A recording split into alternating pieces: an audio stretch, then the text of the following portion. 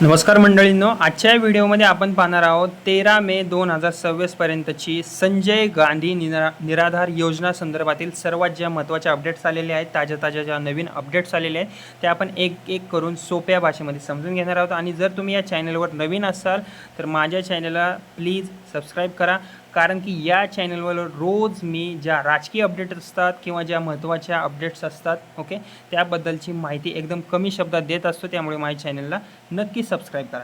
आता जी संजय गांधी निराधार योजना आहे त्याबद्दल जर सांगायचं झालं तर मे महिन्याचा हप्ता, थकीत पैसे 2500ची आर्थिक मदत आणि आधार लिंकिंग, लाईफ सर्टिफिकेट आणि नवीन पडताळणीबाबत याबाबत मोठी माहिती समोर आलेली आहे। त्यामुळे आपण सगळ्यात पहिल्यांदा एक एक करून अपडेट्स बघून घेऊयात। ओके, आता सर्वात आधी बातमी पाहूया की काय आलेली आहे। राज्यातील काही जिल्ह्यांमध्ये संजय गांधी निराधार योजनेचा मे महिन्याचा हप्ता लाभार्थ्यांच्या खात्यात आता जमा होण्यास सुरुवात झाल्याची माहिती आता समोर आलेली आहे। काही लाभार्थ्यांना डीबीटीद्वारे पैसे मिळाल्याचे सांगितले जात आहे। त्यामुळे जर हा व्हिडिओ तुमच्यापर्यंत पोहोचला असेल मंडळींनो, तर तुम्ही कुठून आहात ते सुद्धा तुम्ही जिल्ह्याचं नाव सांगा आणि तुमच्यापर्यंत पैसे आले असतील तर माझ्या कमेंटमध्ये सांगा आले, आणि नसतील आले तर नाही असं म्हणून कमेंट करा।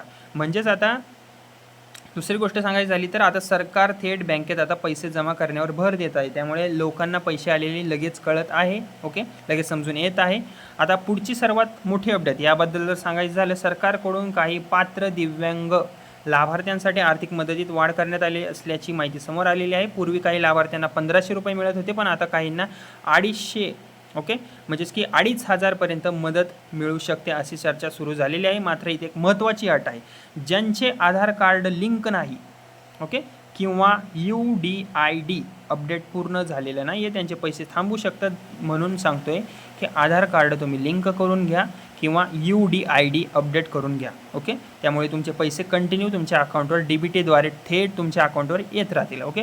आता सरकारकडून झालं आहे काय, सरकारकडून आता आधार पडताळणी आणि डीबीटी व्हेरिफिकेशनवर मोठा भर दिला जातोय। त्यामुळे योग्य माणसापर्यंत पैसे पोहोचावे हाच सरकारचा म्हणणं आहे, हे सरकारचा निर्णय आहे। म्हणून जर तुम्ही अजून आधार लिंकिंग किंवा UDID अपडेट केलेलं नसेल तर ते शक्य तितक्या लवकर ही प्रक्रिया तुम्ही करून घ्या, जेणेकरून तुमच्या अकाउंटवर पैसे येतील, ओके।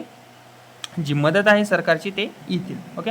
आता जी पुढची महत्त्वाची बातमी आहे त्याबद्दल जर सांगायचं झालं तर अनेक लाभार्थ्यांचे मार्च आणि एप्रिल महिन्याचे थकीत हप्ते अजूनही प्रलंबित असल्याची माहिती समोर येत आहे। काही ठिकाणी नवीन पडताळणी प्रक्रिया सुरू असल्यामुळे पैसे उशिरा मिळत असल्याचे सुद्धा सांगितले जात आहेत। आता ज्या माणसांचे किंवा ज्या महिलांचे, ओके, ज्या लाभार्थ्यांचे पैसे आलेले नसतील त्या लाभार्थ्यांनी माझ्या कमेंटमध्ये, या व्हिडिओच्या कमेंटमध्ये नक्की सांगा की तुम्हाला पैसे आलेत का नाही आलेत, ओके, आणि कोणत्या महिन्यापासून नाही आले ते सुद्धा तुम्ही मला नक्की सांगा। त्यामुळे बाकीच्या लोकांना सुद्धा तुमच्या कमेंट वाचून समजलं पाहिजे की हां बाबा या ठिकाणी सुद्धा नाही आले, ओके।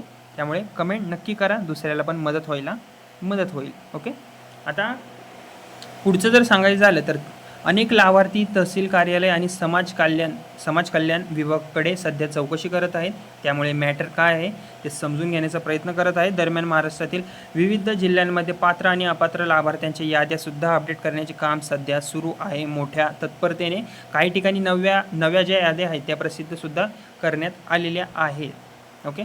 त्यामुळे जर तुमच्या अर्जामध्ये काही त्रुटी असतील किंवा कागदपत्र तुमचे अपूर्ण असतील तर तुमचे नाव यादीतून वगळले जाऊ शकते। त्यामुळे तुम्ही नीट गोष्टी समजून योग्य ती माहिती पुरवा, ओके। आता एक अत्यंत महत्त्वाचा मुद्दा आहे की सरकारकडून लाईफ सर्टिफिकेट म्हणजेच हयातीचा दाखला ऑनलाईन पद्धतीने सादर करण्यावर भर दिला जात आहे, ओके।